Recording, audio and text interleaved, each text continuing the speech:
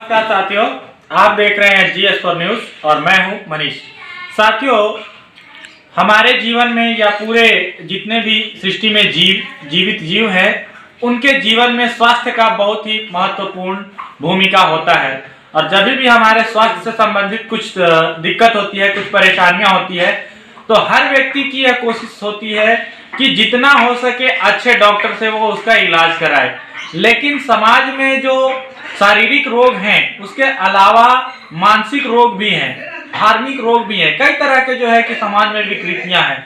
आपने देखा होगा कि डॉक्टर जो होते हैं आमतौर पर लोगों को शारीरिक रोग से ठीक करते हैं, लेकिन आज हम आपको दो ऐसे दिग्गज डॉक्टर से मिलाएंगे जो कि अपने क्षेत्र में बहुत ही बड़ा नाम बना चुके हैं, पहचान बना चुके हैं। और वो सिर्फ डॉक्टर ही नहीं है, वो सिर्फ शारीरिक रोग का ही चिकित्सा नहीं करते हैं, बल्कि मानसिक और जो है कि किसी भी प्रकार के जो मानसिक रोग होता है या अन्य भावनात्मक रोग होते हैं या अन्य तरह का जो सांस्कृतिक रोग होता है, उसका भी इलाज करते हैं। मैं आपको यहाँ पर एक बात बताना चाहूंगा कि जिनके बारे में मैं अभी आपको बताने वाला हूँ, वो कोई छोटा मोटा चिकित्सक नहीं है, छोटे मोटे डॉक्टर नहीं है, बल्कि वो भूतपूर्व में एम्स के चिकित्सक रह चुके हैं। और हमारे ही क्षेत्र के एक डॉक्टर संतोष कुमार जी हैं, जो कि अपने इलाज के लिए, अपने चिकित्सा व्यवस्था के लिए पूरे क्षेत्र में बहुत ही सुप्रसिद्ध हैं। तो आइए सुनते हैं इन दो महान डॉक्टरों को।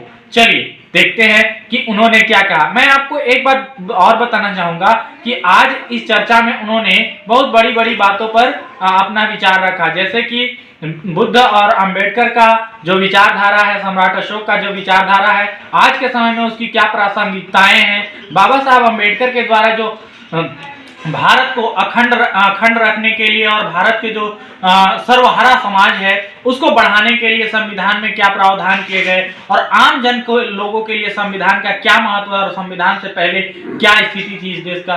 तो ये सारी बातों पर ये दोनों महान डॉक्टरों ने आज चर्चा किया है। तो आप देखिए कि उन्होंने क्या क्या कहा है। नमो बुद्धाय, जय भीम। साथियों, आज हम जिस शख्सियत को लेकर के बातचीत करने जा रहे हैं वो अपने आप में एक इतिहास है, असंख्य लोगों के लिए प्रेरणा है। मैं बाबा साहेब डॉक्टर भीमराव अंबेडकर की बात कर रहा हूँ। बाबा साहेब डॉक्टर भीमराव अंबेडकर को जितनी जो उपेक्षा झेलनी पड़ी, चाहे उनके संघर्ष को लेकर के, उनके उपलब्धियों को लेकर के, उनको मिलने वाले भारत रत्न को लेकर के, उनके डिग्रियों को लेकर के, ये अपने आप में बहुत ही दुर्भाग्यपूर्ण है। और इस दुर्भाग्यपूर्ण स्थिति से भारत के प्रत्येक व्यक्ति को निकालने की जरूरत है। बाबा साहेब डॉक्टर भीमराव अंबेडकर को दोबारा पढ़ने, उनको जानने, उनको समझने की आवश्यकता है। बाबा साहेब को जाति विशेष का नेता कह करके उनको प्रोजेक्ट किया जाता है। बाबा साहेब को संविधान निर्माता कह करके समेट दिया जाता है, जबकि बाबा साहेब डॉक्टर भीमराव अंबेडकर संविधान निर्माता तो थे ही, वो आधुनिक भारत के निर्माता थे। और आधुनिक भारत में भी संविधान भी है, हम हैं, हमारे लोग हैं, हमारे समाज के लोग हैं, और तमाम भारत की उन्नति उत्थान की चर्चाएं भी है इस भारत में। भारत की उन्नति, भारत की महानता, भारत का विश्व गुरु बनना, इन तमाम बातों में, तमाम आयामों में हम कहेंगे कि बाबा साहेब का योगदान है। चाहे वो विद्यार्थियों के लिए हो, चाहे महिलाओं के लिए हो, चाहे महिलाओं की शिक्षा के लिए हो, चाहे महिलाओं के अधिकारों के लिए हो, चाहे खेल और खिलाड़ियों के लिए हो, चाहे किसानों के लिए हो, चाहे किसी भी प्रकार के व्यवसायियों के लिए हो, सभी के अधिकारों की रक्षा, सभी के अधिकारों की बातें बाबा साहेब के संविधान से होता हुआ भारत के उन्नति उत्थान में सम्मानित होता है। आज इतना ये एक चिंता का भी विषय है। आज़ादी के 73 साल गुजरने के बाद आप एक सर्वे करा करके देखें, आप 10वीं पास एक भारतीय से बाबा साहेब के बारे में जानकारी के तौर पर यदि आप बातचीत करने की कोशिश करें तो आपको पता चलेगा कि अधिकतर लोग, मैं तो कहूँ कि 99% लोग आपको बाबा साहेब को सिर्फ संविधान के निर्माता और आरक्षण के हितैषी के रूप में ही जानते हैं। बाबा साहेब के जो जीवन संघर्ष हैं, जिन उपेक्षाओं, जिन संघर्षों, जिन मुश्किलों, जिन विरोधों को झेलते हुए बाबा साहेब ने अपने जीवन को तो सफल बनाया, अपने जीवन में शिक्षा की जो शिखर तक अपने को पहुंचाया, और साथ साथ भारत के बहुजनों को, हम कहें कि हर भारतीय के मुक्ति का मार्ग जिस प्रकार से बाबा साहेब ने दिया है, ये काबिले तारीफ है। बाबा साहेब 1956 में परिनिर्मित हुए और 1990 में जाकर के उनको भारत रत्न की उपाधि मिलती है। आप इन्हीं सब बातों से अनुमान लगा सकते हैं कि एक भारत का ऐसा पुरोधा जो विश्वविख्यात है, विश्व के यदि महानतम व्यक्तियों की एक श्रृंखला बनाते हैं तो उसमें शीर्ष के 5 लोगों में शामिल होता है। ऐसे व्यक्ति की इतनी उपेक्षा भारत के लिए वाकई में दुर्भाग्यपूर्ण है, क्योंकि जो व्यक्ति विधि का ज्ञाता होने के साथ साथ विधि मंत्री रहा, जो व्यक्ति श्रम मंत्री रहा, श्रम सुधारों के लिए इतना काम किया, जो व्यक्ति किसानों के लिए, भूमि सुधार के लिए, जो व्यक्ति हर प्रकार से भारत को सशक्त बनाने के लिए अपनी श्रेष्ठता, अपनी योग्यता, अपनी क्षमता का भरपूर उपयोग किया, उसे यदि उपेक्षाओं में बांधा जाए, उसे किसी जाति धर्म में बांधा जाए, उसे दलितों का नेता करके इसे बताया जाए, है नहीं दुर्भाग्यपूर्ण बात। आज आवश्यकता है बाबा साहेब की जीवनी को जन जन तक पहुंचाने के लिए, बाबा साहेब के योगदान, उनके नज़रिए, उनका जो सामाजिक दर्शन था, उन तमाम विद्वानों को जन साधारण तक पहुंचाने के लिए। आपको एक बात और जानकर के बहुत हैरानी होगी कि 1975 से पहले बाबा साहेब के जीवनी यानी कि उन पर लिखी हुई किताबों को ढूंढने के लिए ये बिल्कुल ऐसा ही था जैसे गधे के सर पे सींग ढूंढने जैसा। बाद में बहुजन लेखकों ने, चिंतकों ने, विचारों ने, साहित्यकारों ने बाबा साहेब के जीवन को कलमबद्ध करना शुरू किया और बाजारों में किताबें मिलनी शुरू हुई। मैं अपना व्यक्तिगत अनुभव बताता हूँ। मैं 2012 के बाद 13-14 में जब बाबा साहेब के जीवन यानी कि उनकी बायोग्राफी खोजने के लिए जब पुस्तकालय में जाता था तो लोग मेरा मुंह देखते थे। मैं स्टेशन पर जाकर के बाबा साहेब की कोई बायोग्राफी यानी कोई जीवनी है, मैं इसके बारे में प्रश्न करता था तो लोग मुझे हैरान होकर देखते थे। जबकि आप जवाहरलाल नेहरू, सुभाष चंद्र बोस, भगत सिंह, महात्मा गांधी, इनके आप जीवनी देखें, ऐसे आपको प्रदर्शनी में मिल जाएंगे। मेरा कहने का मतलब है जो पुरोधा है, जो विश्व प्रसिद्ध व्यक्ति, जो भारत का निर्माता है, उसके जीवन को तो लोगों को समझना पड़ेगा। आज हम इसी सिलसिले में हमारे साथ हमारे मित्र हैं डॉक्टर संतोष जी। मैं सर से बात करना चाहूँगा कि क्या वाकई में ये जरूरी नहीं है कि आज लोगों को बाबा साहेब डॉक्टर भीमराव अम्बेडकर के बारे में जानना चाहिए। आज पढ़े लिखे तो छोड़ दीजिए, हर एक व्यक्ति, चाहे वो महिला हो, चाहे वो पुरुष हो, चाहे वो विद्यार्थी हो, चाहे वो युवा हो, चाहे वो व्यवसायी हो, चाहे वो किसान हो, सबको बाबा साहेब के जीवन संघर्ष को समझना है। क्योंकि बाबा साहेब ने जो मंत्र दिया वो मंत्र ही हमें समानता, बंधुता और न्याय के रास्ते पर चलने के लिए प्रेरित करता है। तो आज हम डॉक्टर साहब से ही बात करते हैं कि डॉक्टर साहब, वाकई में नमो बुद्धाय जय भीम, बाबा साहेब डॉक्टर भीमराव अम्बेडकर को जितना सस्ते में भारत के लोग लेते हैं, या कहें कि तथाकथित लोग जो बाबा साहेब के प्रति जो है कि विद्वेष का भाव रखते हैं, जो उनको अपमानित करते हैं कि वो तो रिजर्वेशन दिए, वो तो दलितों के नेता थे, वो तो छोटे लोगों के नेता थे, क्या ये वाकई में उनको शोभा देती है? नहीं सर, वैसे जो लोग बाबा साहब को दलितों का नेता कह करके या रिजर्वेशन को देने के लोग कहते हैं कि उन्होंने बाबा साहब ने दलितों को रिजर्वेशन दे करके दलितों को का सम्मान तो दिया ही है, लेकिन जो रिजर्वेशन का विरोध करने वाले लोग हैं उनसे भी ये पूछा जाना चाहिए कि रिजर्वेशन अगर नहीं मिला भी हमको है तो उसके पीछे वजह का क्या था। पहले की परिस्थिति थी और आज की जो परिस्थिति है, दोनों में बहुत आकाश में फर्क था। अगर रिजर्वेशन आज नहीं मिला होता तो हम ये आप और बहुत ऐसे हमारे समाज में लोग हैं जो आज जो अमन चैन का जिंदगी जी रहे हैं वो नहीं जिया करते। ये बात तो सच है सर। तो स्पष्ट तौर पर है कि लोगों को, जिनके मन में बाबा साहेब को लेकर के भ्रम है, भ्रांति है, विद्वेष है, वो बाबा साहेब को सिर्फ रिजर्वेशन यानी कि आरक्षण के हितैषी कह करके अपना पल्ला झाड़ लेते हैं।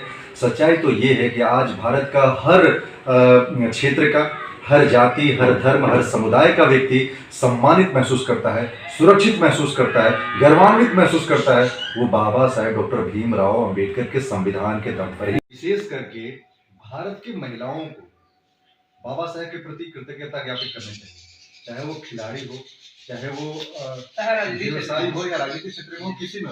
यदि हम बात करें तमाम लोगों की, बहन मायावती जी की बात करें, सुषमा स्वराज जी की बात करें, इंदिरा गांधी जी की बात करें, हम लोग ममता बनर्जी जी की बात करें और हम लोग जयललिता की बात करें, ये तमाम ऐसी महिलाएं हैं जिनकी भारत में पहचान है एक राजनीतिज्ञ के तौर पर। इनको अवसर कैसे मिला? इनको कहीं न कहीं भारतीय संविधान प्रदत्त जो अधिकार हैं उनके दम पर उनको अवसर मिला।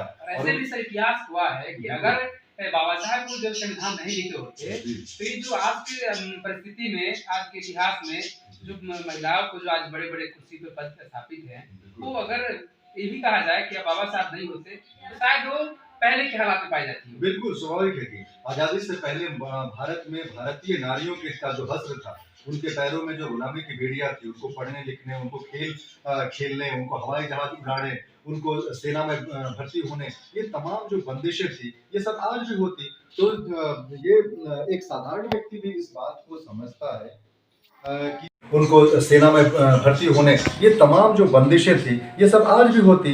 तो ये एक साधारण व्यक्ति भी इस बात को समझता है कि जो भारतीय महिलाएं हैं, उनका जो शौर्य है, उनका जो आज यश है, उनकी जो उपलब्धियां हैं, आज उनका जो मान सम्मान है, ये तमाम है बाबा साहब के दिए हुए भारतीय संविधान के दम पर है, भारतीय संविधान में दिए हुए अधिकारों के दम पर है। लेकिन ये भी सब दुनिया जानती है, सबको जानते हैं कि भारतीय संविधान की वजह से सब कुछ है, फिर भी वैसे कुछ लोग ऐसे हैं जो संविधान का विरोध करते हैं। बिल्कुल बिल्कुल, यही दुर्भाग्य है हमारे समाज का, हमारे भारतीय लोगों का, कि हम लोग सब कुछ देख करके समझ करके, आज आप देखिए कि अपने बिहार की बेटी और दूसरे प्रांतों की बेटियां जो हैं, भारत में वायुसेना में आज उन्हें मौका मिला, फाइटर जेट उड़ा रही हैं। आप देखिए सानिया मिर्जा देखिए, साइना नेहवाल देखिए, पीवी संधू देखिए, हिमा दास देखिए, रीता फोगाट देखिए, आप अंजलि भागवत देखिए, ये तमाम ऐसे नाम हैं जो भारत का नाम किस प्रकार से रोशन किया है। आपको लगता है कि आज़ादी के पहले वाले भारत में इनको कोई मौका मिलता?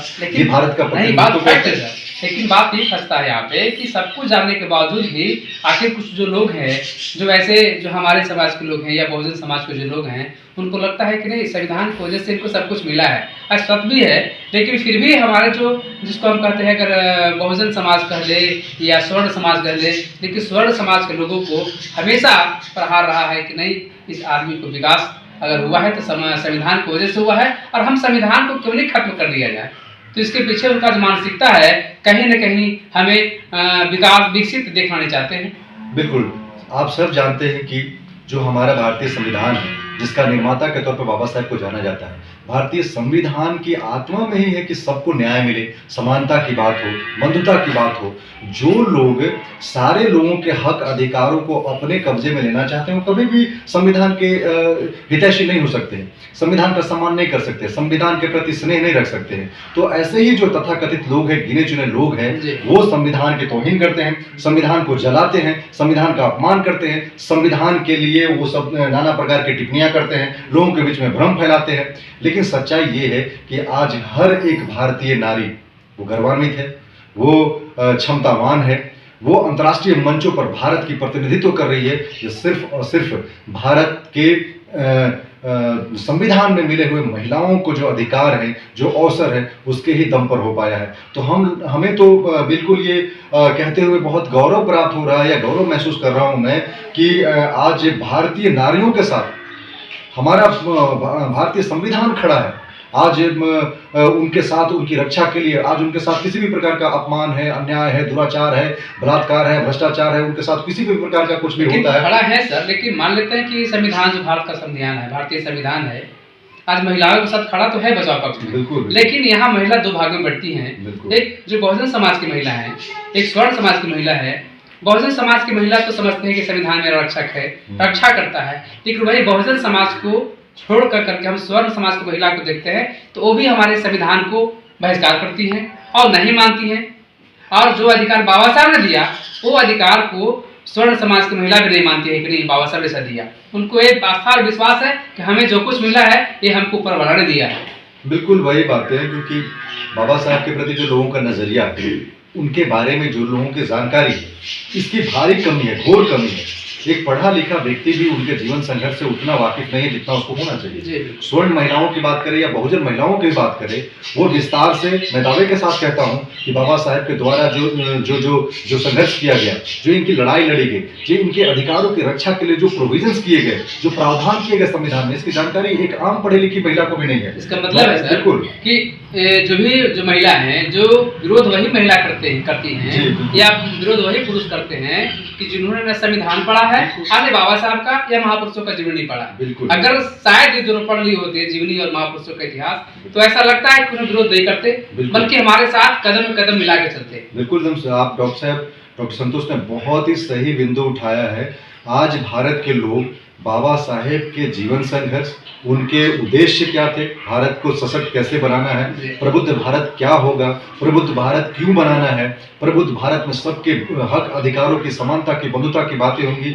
ये सारी बातें आम व्यक्ति यदि सच में समझेगा, बाबा साहेब के जीवन को करीब से पढ़ेगा, जानेगा और अनबाइस्ड यानी कि बिना पक्षपात किए हुए यदि उनके जीवन दर्शन को समझने की कोशिश करेगा, तो बिल्कुल बाबा साहब डॉक्टर भीमराव अंबेडकर के प्रति आम भारतीय, चाहे वो स्वर्ण हो या बहुजन हो, वो स्नेह के भाव रखेगा, सम्मान के भाव रखेगा। और मैं तो कहता हूं कि पूरी दुनिया वाले भी बाबा साहेब को यदि अच्छे से पढ़ लें तो बाबा साहेब एक ग्लोबल हीरो थे, वैश्विक हीरो थे और वो हमेशा रहेंगे और आज भी हैं, आज भी हैं।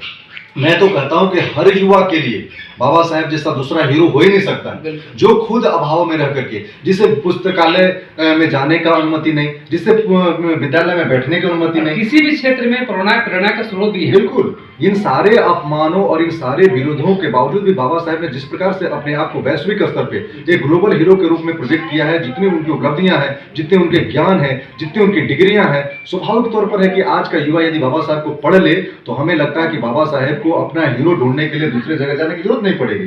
तो आप बिल्कुल सही। लेकिन एक बात है सर, अगर लगभग पूरे भारत के स्वर्ण समाज की महिला पुरुष हो या बहुजन समाज की महिला पुरुष हो, अगर बाबा साहेब और बुद्ध को अगर पढ़ ले तो ऐसा नहीं लगता है कि हम जो बीच का दुनिया है, जात पात भेदभाव है, वो खत्म हो जाएगा।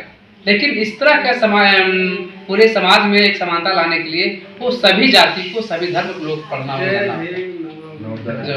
बिल्कुल सही बातें हैं।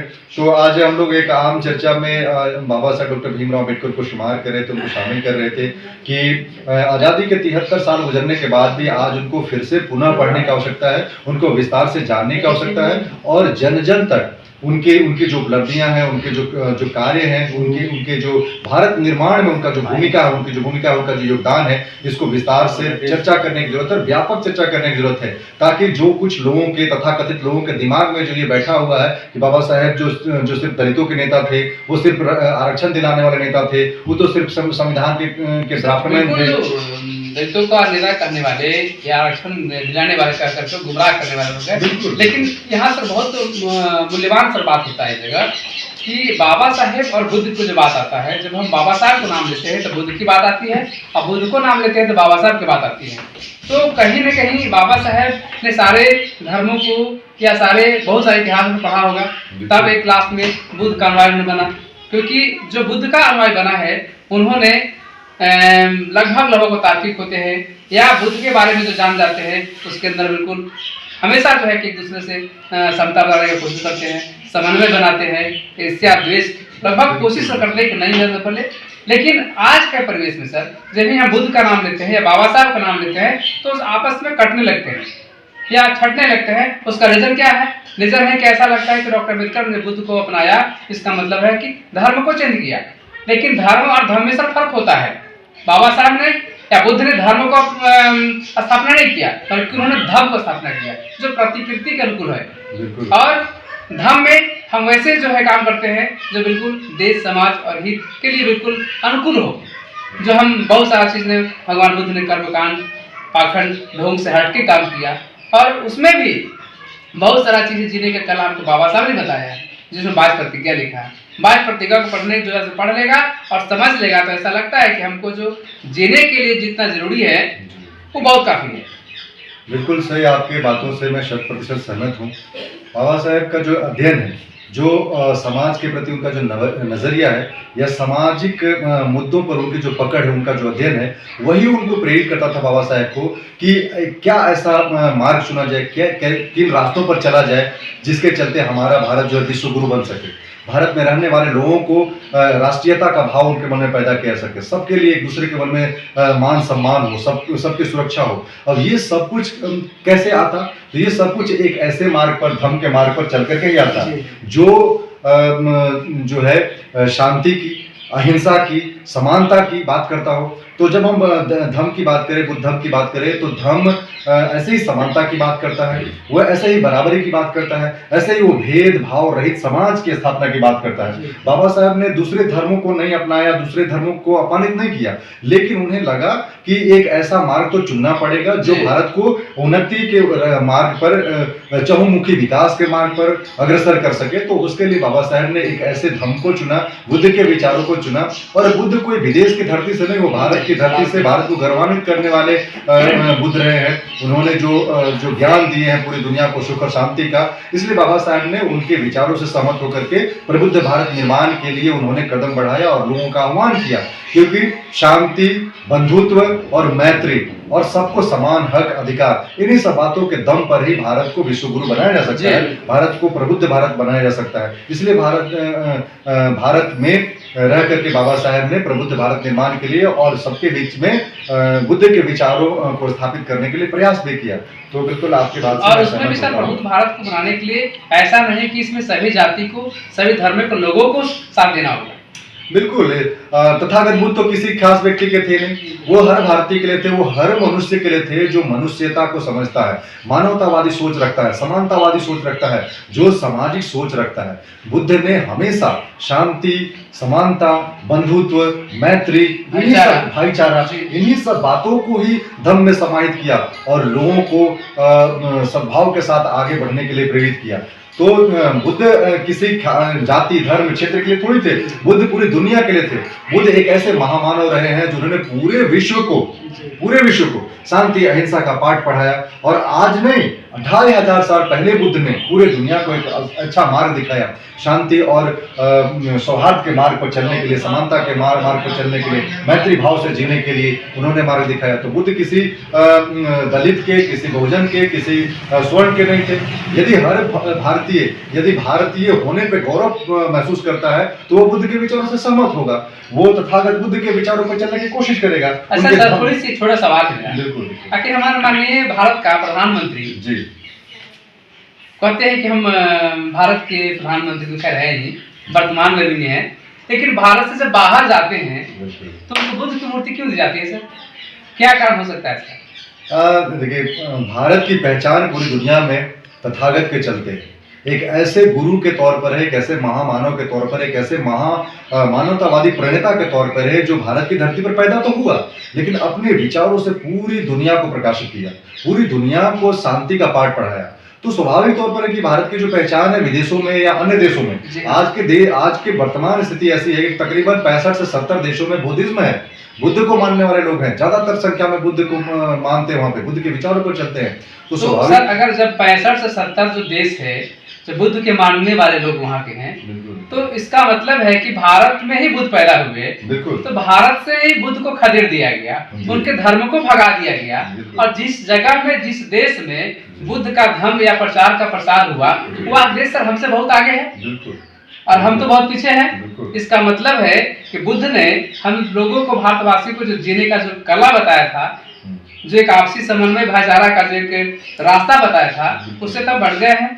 बिल्कुल, ये भारत के लिए और भारतवासियों के लिए इससे ज्यादा दुर्भाग्यपूर्ण स्थिति हो नहीं सकती है कि एक ऐसा विश्व गुरु जो भारत की धरती पर पैदा हुआ, बोध गया जो यहाँ से तकरीबन 200 किलोमीटर है, जहाँ उनको ज्ञान की प्राप्ति हुई और अपने प्राप्त ज्ञान के दम पर पूरे विश्व को मार्गदर्शित किया, पूरे विश्व को शांति के रास्ते पर चलने के लिए प्रेरित किया, अग्रसर किया, और आज हम उसी को नकार रहे हैं। कई लोग, आज की जो युवा पीढ़ी है, आपको जान करके हंसी आएगी कि आज के युवा पीढ़ी चाइनीज कहता है कि हम चाइनीज धर्म को बढ़ा रहे हैं। उन्हें मालूम नहीं है कि चाइना के लोग ही भारत में आकर के बुद्धिज्म को अपना करके, आत्मसात करके, और आज चीन एक विकसित देश है, एक बौद्धिज्म कंट्री है, वहाँ समानता है, वहाँ इस प्रकार का जो ऊंच नीच का या जातिगत विषमताएं वहाँ पर नहीं है।